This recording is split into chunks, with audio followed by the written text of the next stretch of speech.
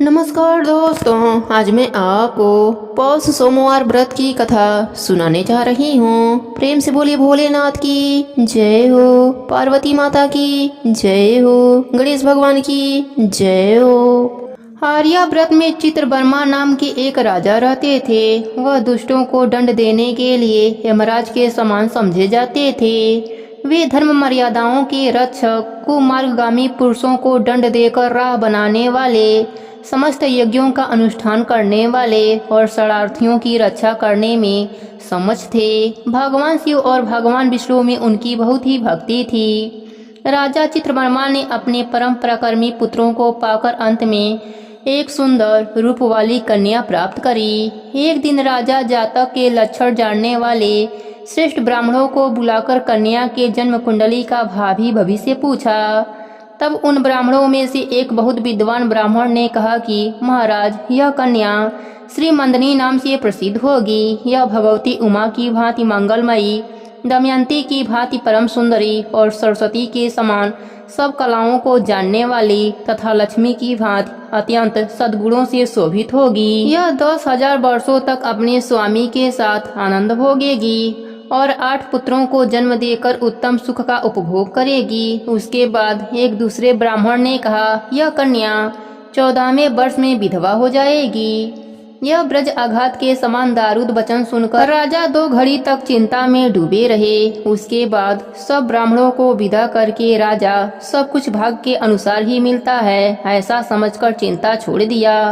श्री मंदनी धीरे धीरे सयानी हुई। अपने सखी के मुख से वैदर्भ की बात सुनकर उसे बड़ा खेद हुआ।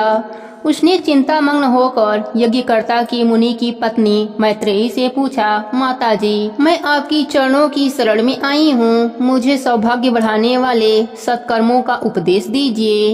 इस प्रकार शरण में आई हुई कन्या से पतिव्रता मैत्रेयी ने कहा, हे सुंदरी, तू शिव सहित पार्वती जी के शरण में जा और सोमवार को एकाग्रचित होकर स्नान व उपवास पूर्वक स्वच्छ वस्त्र धारण करके शिव पार्वती का पूजन कर। सोमवार के दिन शिव और पार्वती की आराधना कर। बड़ी भारी आपत्ति पड़ने पर भी तू उससे मुक्त हो जाएगी। घोर से घोर एवं भयंकर महाक्लेश में पड़कर भी इस शिव पूजा को मत छोड़ना। उसके प्रभाव से महान भय से पार हो जाओगी। इस प्रकार श्री मंदनी को आश्वासन देकर पतिव्रता मैत्रेयी आश्रम में चली गईं। राजकुमारी ने उनके कथना अनुसार भगवान शिव का पूजन करना आरंभ कर दिया। निषद देश में नंद की पत्नी दमयंती के गर्भ से इंद्रसेन नामक पुत्र उत्पन्न हुआ था। राजा इंद्रसेन के पुत्र चंद्रागत हुए। राजा चित्रवर्मा ने चंद्रागत के साथ विधि विधान के साथ अपने पुत्री श्री मंदनी का विवाह करा दिया। उस विवाह में बड़ा उत्सव हुआ था। विवाह के पश्चात चंद्रागत कुछ काल तक ससुराल में ही रुके रहे। एक दिन राजकुमार यमुना के पार जाने के लिए कुछ मित्रों के साथ नाव पर सवार हुए। भाग्यवश नाव यमुना के लहर में मल्लाहों सहित डूब गई। यमुना के दोनों तटों पर बड़ा भारी हाहाकार मच गया। इस दुर्घटना को देखने वाले के विलाप से सारा आकाश मंडल गूंज उठा। डूबने वालों में से कुछ तो मर गए और कुछ ग्रास के पेट में चले गए तथा राजकुमार और कुछ लोग उस महाजल में अदृश्य हो गए। यह समाचार सुनकर राजा चित्रवर्मा बड़े व्याकुल हुए और यमुना के किनारे आकर मूर्छित होकर गिर पड़े। श्री मंदनी ने जब यह समाचार सुना तो वह अचेत होकर धरती पर गिर पड़ी। राजा इंद्रसेन अपने पुत्र के डूबने का समाचार पाकर रानियों सहित बहुत दुखी हुए और सुध बुध खोकर गिर पड़े। तदंतर बड़े बूढ़ों के समझाने पर राजा चित्रवर्मा धीरे धीरे नगर में आए और उन्होंने अपने पुत्री को धीरज बढ़ाया। राजा चित्रवर्मा ने जल में डूबे हुए अपने दामाद का अंतिम क्रिया तथा उनके आए हुए बंधु बांधवों से कराया। पतिव्रता श्री मंदनी ने चिता में बैठकर पतिलोक में जाने का विचार किया, किंतु उसके पिता ने स्नेह बस रोक दिया। तब वह विधवा जीवन व्यतीत करने लगी। मुनि पत्नी मैत्रेयी ने जिस शुभ सोमवार का व्रत का उपदेश दिया था उसे साधक परायण श्री मंदनी ने विधवा होने पर भी नहीं छोड़ा। इस प्रकार 14वें वर्ष में अत्यंत दारुद दुख पाकर भगवान शिव जी के चरणों का चिंतन करने लगी। शिव की आराधना करते करते उसके 3 वर्ष व्यतीत हो गए। उधर पुत्र शोक से पीड़ित हुए राजा इंद्रसेन को बलपूर्वक दबाकर उसके भाइयों ने सारा राज्य छीन लिया और उन्हें पत्नी सहित पकड़कर कालगृह में डाल दिया।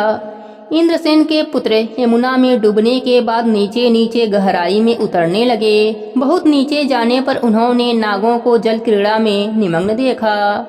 राजकुमार को देखकर वह भी विस्मित हो गए और उन्हें पाताल लोक में ले गए। वहाँ राजकुमार ने दक्षक नागों के अद्भुत नगर में प्रवेश किया और इंद्र के भवन के समान मनोहर भवन देखा जो बड़े बड़े रत्नों से प्रकाश दे रहा था।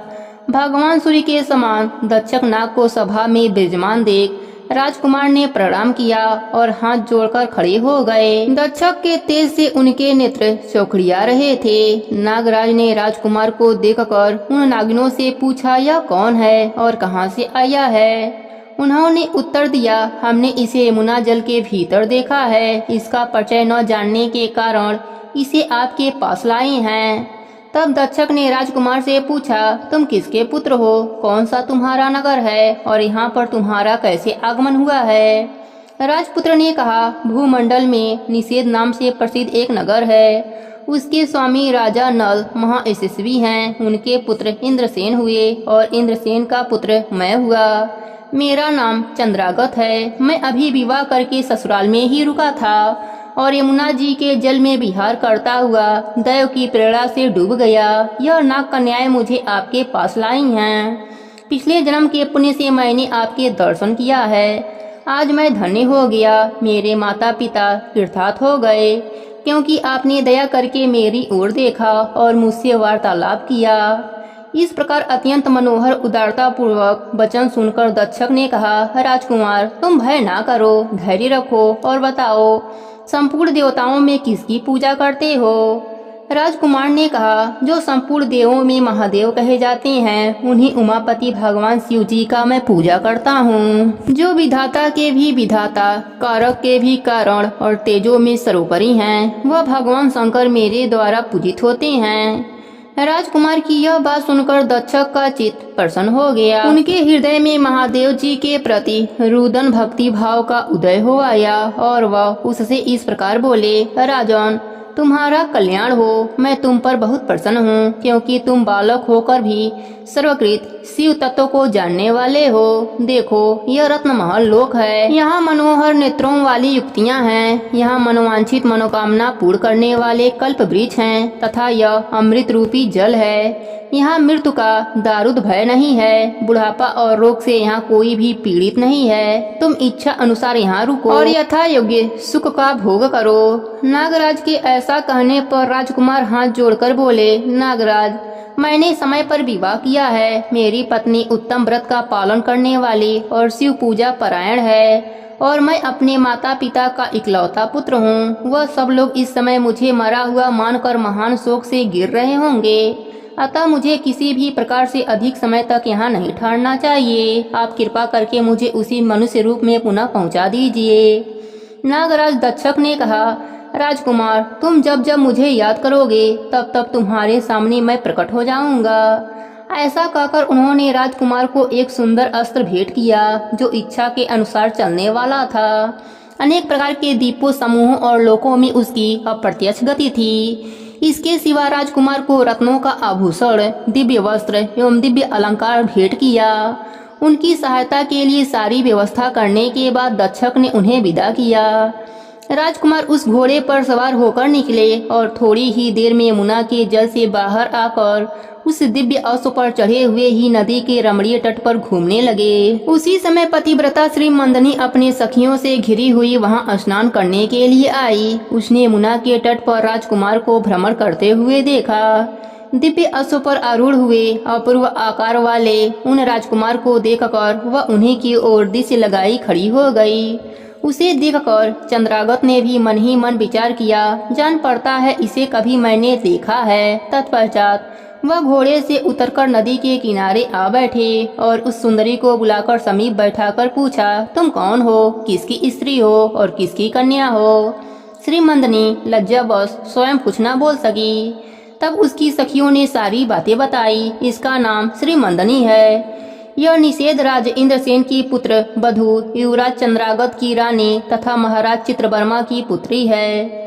दुर्भाग्यवश इसके पति इस महाजल में डूब गए। इस वैदर्भ दुख के कारण शोक से सूखती जा रही है। अत्यंत प्रबल शोक में इसने 3 वर्ष व्यतीत कर दिए हैं। आज सोमवार का दिन है, इसलिए यहाँ यमुना में स्नान करने के लिए आई है। इसके ससुर का राज्य भी शत्रुओं ने छीन लिया है, बलपूर्वक उन पर अधिकार जमा लिया है और वे महाराज अपनी पत्नी के साथ उनकी कैद में पड़े हुए हैं। यह सब होने पर भी यह निर्मल अंतःकरण वाली सदाचार परायण राजकुमारी प्रति सोमवार को अत्यंत भक्ति भाव के साथ महादेव जी का पूजन करती है। उत्तम व्रत का पालन करने वाली श्री मंदनी ने अपने सखी के मुख से सारी बातें कहलवा कर स्वयं राजकुमार से पूछा, आप कौन हैं? आपने मेरे वृतांत को एक स्नेही के भांति क्यों पूछा है? महाबाहु, मुझे ऐसा जान पड़ता है कि पहले भी हमने आपको देखा है। इतना कहकर राजकुमारी श्री मंदनी आंखों से आंसू की धारा बहाती हुई बहुत देर तक फूट फूट कर रोती रही और मूर्छित होकर पृथ्वी पर गिर पड़ी। अपनी प्रियतमा के शोक का कारण सुनकर चंद्रागत भी शोक से व्याकुल होकर 2 घड़ी तक चुपचाप बैठा रहा। तदंतर श्री मंदनी उठकर राजकुमार की ओर बारंबार निहारने लगी। उसने पहले देखे हुए अंग चिन्हों, स्वर्ण आदि लक्षणों, रूप, रंग आदि का परीक्षण करके यह निश्चय किया कि अवश्य यही मेरे पति हैं, क्योंकि मेरा हृदय प्रेम से अधीर होकर इन्हीं में अनुरक्त हो रहा है। परंतु क्या मुझ अभागिन को अपने मरे हुए पति का दर्शन हो सकता है? यह सपना है या भ्रम? अथवा मुनि पत्नी मैत्रेयी ने जो मुझे यह कहा था कि भारी से भी भारी विपत्ति में पड़कर इस व्रत का पालन करती रहना, उसी का तो यह फल नहीं है। एक श्रेष्ठ ब्राह्मण ने भी मेरी 10,000 वर्षों का सौभाग्य बताया था। उन ब्राह्मण देवता का यह वचन अवश्य ही सत्य होगा। यह ईश्वर के बिना कौन जान सकता है। इस प्रकार भांति भांति का विचार करके उसका संदेह दूर हो गया। तब लज्जा से उसने अपने मुख को नीचे की ओर कर लिया। उस समय राजकुमार ने कहा, भद्रे, मैं तुम्हारे पति के माता पिता को यह समाचार बताने जा रहा हूँ। तुम्हारे पति तुमसे शीघ्र ही मिलेंगे। यह कहकर राजकुमार घोड़े पर सवार होकर अपने राज्य में जा पहुँचे। वहाँ नगर के समीप जाने पर उन्होंने साथ आए हुए नाग राजकुमार को राजगद्दी पर आरूढ़ हुए राजा के पास भेजा। नाग राजकुमार शीघ्र ही राजा के पास जाकर कहा कि तुम सब लोग महाराजेंद्र सिंह को अवलंबित कालगृह से मुक्त कर दो और सिंहासन छोड़कर हट जाओ। महाराज के पुत्र चंद्रागत पाताल लोक से लौटकर यहाँ आए हुए हैं। तुम आनाकानी मत करो, नहीं तो चंद्रागत तुम्हारे प्राण को हर लेंगे। नाग कुमार के कहे हुए यह सारी बातें सुनकर शत्रुओं ने भी बहुत अच्छा कहकर उनकी आज्ञा स्वीकार कर ली और महाराजेंद्र को उनके खोए हुए पुत्र को पुनः लौट आने का समाचार बताकर उनका सिंहासन उन्हें लौटा दिया। महाराज को प्रसन्न करके भी वह लोग भयभीत होते रहे। मेरा पुत्र आ रहा है। यह बात सुनकर राजा प्रेम के आंसू बहाते हुए आनंद में डूब गए। यही दशा महारानी की भी थी। तदंतर सब नागरिक आगे जाकर चंद्रागत से मिले और उन्हें हृदय से लगाकर महाराज के समीप लाए। अपने भवन में प्रवेश करके आंसू वर्षा करते हुए राजकुमार ने माता पिता के चरणों में प्रणाम किया। चरणों में पड़े हुए पुत्र को उठाकर राजा ने हृदय से लगा लिया। फिर क्रमशः सब माताओं को प्रणाम करके उनका आशीर्वाद ले राजकुमार गुरुओं से मिले और उन्होंने सबको यथा योग्य उपहार दिया। पुनः सबके साथ राजसभा में बैठकर अपना सब वृतांत पिता से निवेदन किया और नागराज दक्षक से मिलने की भी बात बताई। राजकुमार का चरित्र देख और सुनकर राजा इंद्रसेन हर्ष से विह्वल हो गए। उन्होंने अपने मन में यही माना कि मेरी पुत्र वधू ने भगवान भोलेनाथ की आराधना करके इस अनुपम सौभाग्य का अर्जन किया है। निषद राजा ने मंगलवरी वार्ता लोगों के द्वारा महाराज चित्रवर्मा को भी भेजी। यह अमृतमयी वार्ता सुनकर महाराज चित्रवर्मा आनंद से विह्वल हो गए और बड़े वेग से उठकर उन्होंने संदेश वाहकों को उपहार में बहुत सा धन दिया। फिर अपने पुत्री को बुलाकर उन्होंने उसे वैदर्भ के चिन्हों का परित्याग करवाया और उसे नाना प्रकार के आभूषणों से विभूषित किया। तत्पश्चात समूचे राष्ट्र, गांव, नगर आदि में बड़ा भारी उत्सव हुआ। सब लोगों ने राजकुमारी के सदाचार की बड़ी प्रशंसा करी। चित्रवर्मा ने इंद्रसेन के पुत्र चंद्रागत को बुलाकर श्री मंदनी को उनके साथ विदा कर दिया। राजकुमार ने दक्षक के वहां से लाए गए उपहार से अपने पत्नी को अलंकृत किया। इस प्रकार शुभ मुहूर्त में अपने पत्नी को साथ लेकर ससुर की आज्ञा से चंद्रागत पुनः अपने नगर में आए। महाराज इंद्रसेन ने अपने पुत्र को राज सिंहासन पर बैठाकर अपने तपस्या करने, भगवान शिव की आराधना करके योगी पुरुषों को उपलब्ध होने वाले उत्तम गति प्राप्त करी। राजा चंद्रागत ने अपने धर्मपत्नी श्री मंदनी के साथ 10,000 वर्षों तक नाना प्रकार के विषयों का उपभोग किया। उन्होंने 8 पुत्रों और 1 कन्या को जन्म दिया। श्री मंदनी प्रतिदिन भगवान भोलेनाथ की पूजा करती हुई अपने स्वामी के साथ सुख पूर्वक से रहने लगी। उसके सोमवार व्रत के प्रभाव से खोया हुआ सौभाग्य को प्राप्त कर लिया था। हे भोलेनाथ, जैसे आपने राजकुमार और राजकुमारी पर अपनी कृपा करी, वैसे ही अपने सभी भक्तों पर अपनी कृपा बनाए रखना। कहानी अधूरी हो तो पूरी करना, पूरी हो तो मान रखना, सबके व्रत को पूर्ण करना। प्रेम से बोली भोलेनाथ की जय हो, पार्वती माता की जय हो।